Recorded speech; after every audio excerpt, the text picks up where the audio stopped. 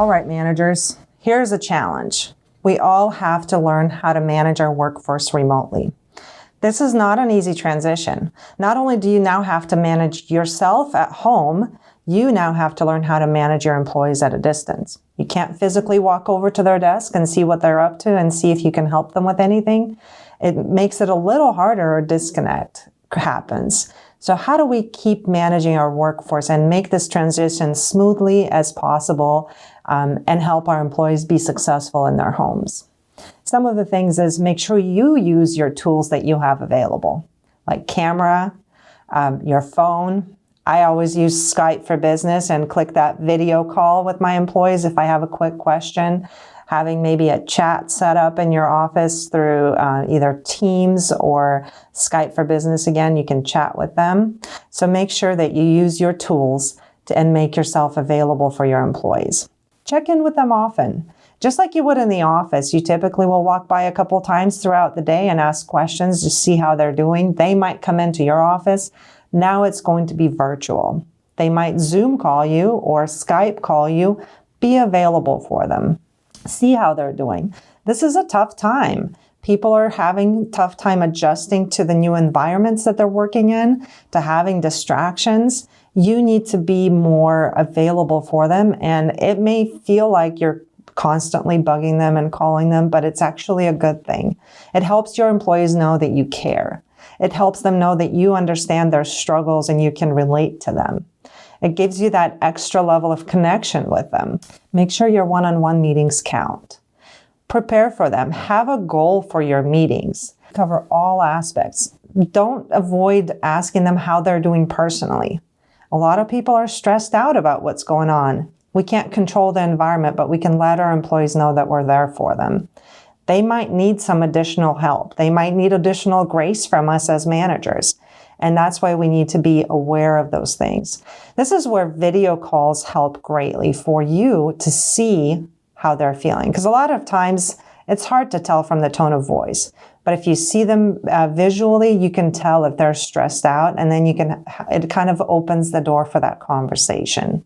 Set clear expectations. Give them actionable items. Let them know, what is your expectation of what they should be able to do on a daily basis working from home. Some of them may tell you it's unrealistic. This is where, again, it opens that door for conversation to find out what's causing them to not be able to do that amount of work or to perform to your expectation, and then you can make adjustments accordingly. Encourage work-life balance. We all have those workaholics that have a difficult time disconnecting from work. So reminding them to not check their email after hours, disconnect from work and focus on personal life is important. A lot of them feel like, well, I gotta always be on because they're allowing me to work from home. It's not always the case, but some employees feel the pressure of, I have to outperform how I did in the office. So tell them it's okay. If an email comes in after hours, don't check it until the next morning. And try to practice that on a regular basis. Each employee is different. So you need to understand how to manage them to what they need. Don't manage them the way you prefer to be managed, but the way they need to be managed. And this is where using personality assessments to understand your team members will help you. So always reference that tool. You have it available. You've had them take the assessment. Reference it back and help yourself understand, how do I manage them? How do I get the information to them and not stress them out? Again, the goal here is to also relieve them from stress when they're working from home. They're all worried. People are getting laid off all around them. So we need to make sure that we keep them focused and we don't manage them to the way we prefer to be managed. You have employees that are introvert and you have some that are extroverts. Some actually will probably work better working from home because they are introvert and self-sufficient and can work independently. They don't need someone there. But your extrovert employees need you. This is where you've got to spend a little extra time to reach out to them. You may have to call them first thing in the morning and check in and see how they're doing. Middle of the day, check in and see how things are going. Even if it's just a quick, hey, I got a question. Make it a personable contact versus a quick email. Reach out to them on the phone so they hear your voice. Those extrovert personalities, they need you to be available on the phone to chat with them, not just a quick email or a quick note to them. Make it a point to make sure that you reach out to them.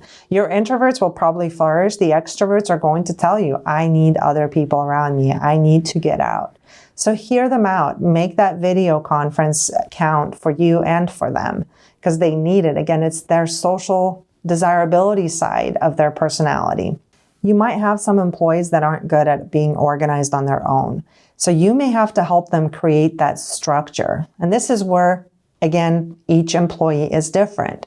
So helping them build structure of what their day should look like and what they should be doing. You may have to get very detailed with some of them, where others may feel like you're being too micromanaging towards them. So just be careful on how you do it. But again, use that personality assessment of your employees to help them and give them the right tools and put the right tools in place for them to make them productive at home. Avoid micromanaging. You've got to know your employees' limitations. Don't overload them with tasks that could cause them to burn out.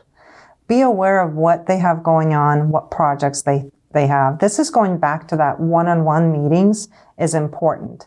Checking in, what all are you working on this week? When are you planning to have this done? And then seeing if they have time or room for more tasks that you can delegate. Prioritize what matters and what doesn't. In this time, there's things that, yes, there's a lot of projects we could all be working on, but we need to look at what is important to stay focused on and what things are kind of secondary and maybe not critical that we can not hand off just yet. When you have those employees who are very reactive on your team, you want to make sure that you don't overload them with, hey, I need this done and that, and give them 10 things that you want done. Really focus on handing off just one task or a couple of tasks that they can focus on for the next week so they don't feel overwhelmed and get burned out quickly. So making sure you as a manager control how much you delegate is going to be important. Ask for feedback. With employees working remotely, the disconnect can be a challenge when it comes to when you're in the middle of something and you need feedback and you end up making decisions without your employees' input.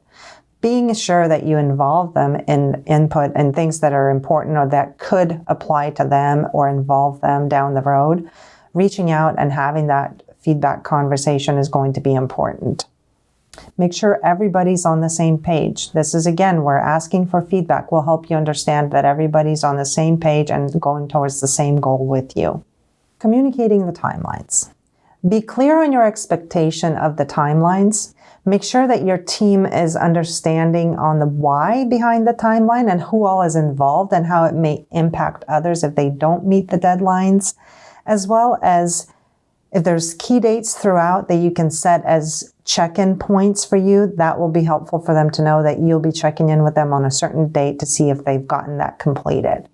Again, this is all about the team effort to get the projects done and to get them done timely without putting too much stress and overworking others. And the final step to avoiding micromanagement is knowing your value. We all want to get the work done, and so do your employees.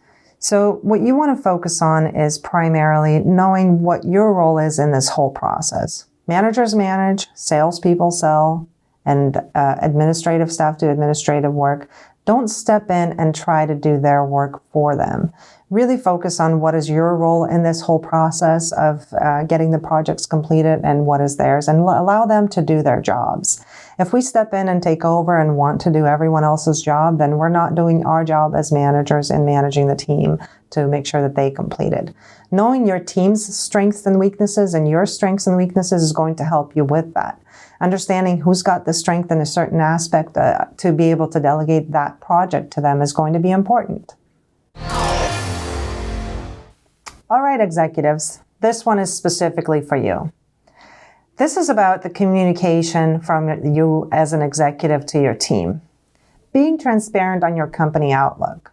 This is a stressful time. Your employees are worried. Don't think that they're not wondering if they're getting laid off or if they're going to be put on furlough. You have to be the one that is transparent with them and tell them where you're at and what is your vision, what is your goal, and what are you planning. They might not say it to you, but they are worried. because their spouses are getting laid off, their other family members may be getting laid off, and they're worried if they're next. So make sure that you communicate. It's okay to over-communicate. You want to send weekly, bi-weekly emails. You might have more often the conference calls with your management teams, and make sure that your management team is checking in with their team members that they oversee. Again, over-communicating is important right now. This is the time where you're going to be the one that they look to keep them updated in the outlook of the company, to keep them updated with what's going on and how is it going to impact your company and your team. Again, come from a positive side. Be sure that you're highlighting the positive things that are happening. If you're getting new clients, make sure you celebrate that with the team.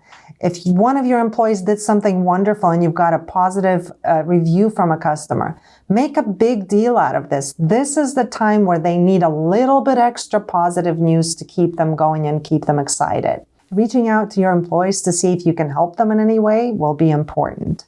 Again, stay connected with them.